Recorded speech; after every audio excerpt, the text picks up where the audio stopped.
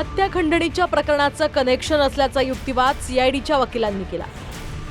तर राजकीय द्वेषापोटी वाल्मिक कराडवर आरोप असल्याचा युक्तिवाद कराडच्या वकिलांनी केला। वाल्मिक कराड 2 कोटींच्या खंडणीत आरोपी असल्याचं सीआयडीच्या वकिलांनी म्हटलंय। तर वाल्मिक कराडवर फक्त खंडणीचा आरोप असल्याचा युक्तिवाद कराडच्या वकिलांनी केला। वाल्मिक कराडचा अनेक गुन्ह्यांमध्ये सहभाग असल्याचा युक्तिवाद सीआयडीच्या वकिलांनी केलाय। तर वाल्मिक कराड हा सामाजिक कार्यकर्ता असल्याचं कराडच्या वकिलांनी म्हटलं।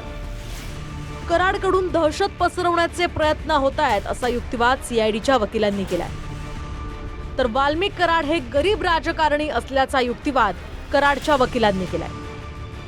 हत्येचा आरोपी घुले हा कराडच्या सांगण्यावरूनच काम करायचा असा युक्तिवाद सीआयडीच्या वकिलांनी केलाय। तर 2 कोटींच्या खंडणीचा आरोप आहे, ते पैसे दिले का ते आधी सांगावं असं कराडच्या वकिलांनी म्हटलंय।